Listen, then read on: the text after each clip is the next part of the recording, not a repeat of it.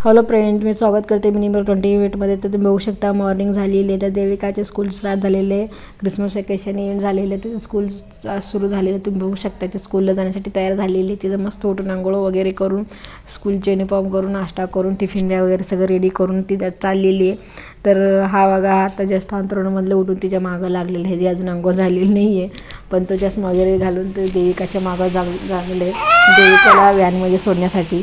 तर तुम्ही बघू शकता देविका अशा प्रकारे तयारी होऊन आम्ही बॅक साईडला, घराच्या बॅक साईडला तिची व्हॅन येते, तर तिथंही ती वेट करते व्हॅनची। तर हा बघू शकता हा किती दंगामस्ती करतोय, तर चष्मा वगैरे उलटी टोपी घालून चष्मा घालून मस्त एन्जॉय करतो। सकाळी थोडी थंडी होती, तर तुम्ही बघू शकता रोडला अजून तिची व्हॅन आलेली नाही आहे, तिची व्हॅनचीच आम्ही वाट बघतोय। तर हे बघू शकता सकाळचं दृश्य, सकाळी 8:15च्या दरम्यानचं हे दृश्य रोडवरचं। थंडीमुळे लोक जास्त पडत नाही, पण जे स्कूल ऑफिसला जाणारे लोक असतात त्यांना तर नाईलाज असतो, त्यामुळे ते बाहेर दिसतात। आणि हे बघू शकता PMP पण येऊन थांबलेली आहे। तर ही बघू शकता जी व्हॅन आलेली आहे, तर ती गेली स्कूलला। तर संध्याकाळची असते ना, थोडंसं भूक लागलं होतं, त्यामुळे तिला स्कूलवर आल्यावर काहीतरी थोडंसं नाश्ता करून द्यावं म्हणून काय करावं सुचत नव्हतं, त्यावेळेस मी थोडंसं रवा करून दिला त्यांना, रव्याचा उपमा करून दिला। आता थंडीमध्ये मस्त मटर येतात बाजारमध्ये, तर मटर घालून मस्त असं उपमा करून द्यावं म्हणून ठरवलं होतं, त्यामुळे थोडंसं एक वाटी भरून रवा घेतला होता मी। वाटी भरून रवा चांगलं थोडंसं तेल टाकून मस्त खरपूस असं भाजून घेतलेलं, थोडंसं गोल्डन ब्राऊन होईपर्यंत।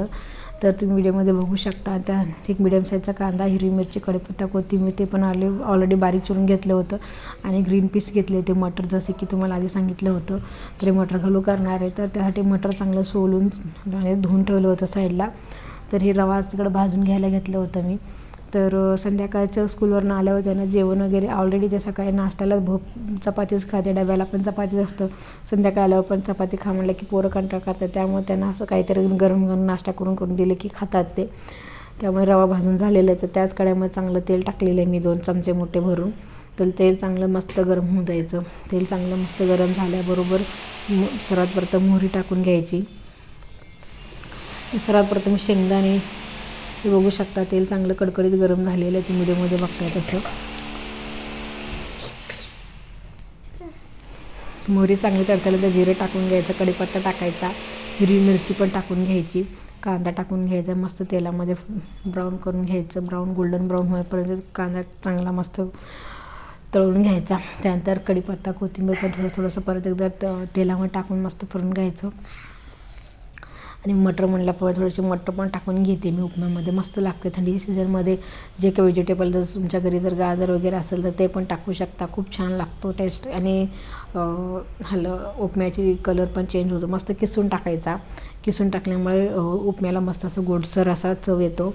तर हे बघू शकता चांगलं तेलामध्ये फ्राय करून घेतलेलं आहे मी। तर ह्याच्यामध्ये चिमूटभर हळद टाकायचं आहे आणि परत एकदा परतून घ्यायचं आहे। तर तुम्ही बघू शकता आता ह्याच्यामध्ये मी चवीनुसार मीठ, फोडणीमध्ये चवीनुसार मीठ, साखर टाकून घेणार आहे। आता 1 वाटी रवा घेतलेला आहे मी, तर 1 वाटी रव्याला दुप्पट पाणी घ्यायचं, 1 वाटी रव्याला 2 वाटी पाणी टाकून घ्यायचं।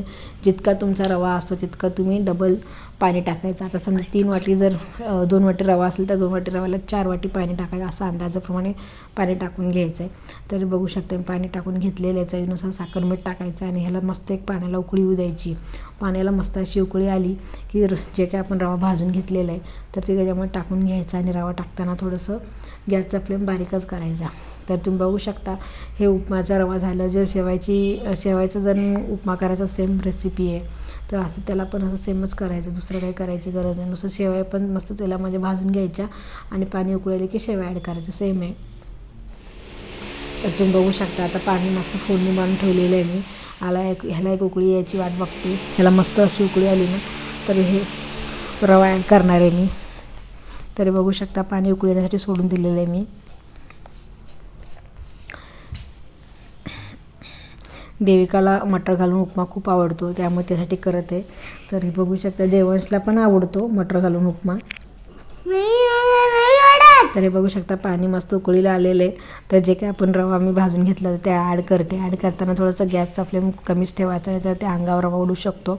तर हे बघू शकता मस्त उकळी आलेली आहे, मस्त परतून घेतलेले आणि झाकण लावलेलं आहे, कारण ते अंगावर उडू शकतं. त्यामुळे झाकण लावून मस्त परतून घेते आणि कंटिन्यूत असं हलवत राहायचं, नाही तर आत रव्याच्या गाठी होत आहेत. त्यामुळे उलटण्याच्या साईडने कंटिन्यू फिरवत राहायचं सगळीकडे एकजीव होण्यासाठी म्हणून.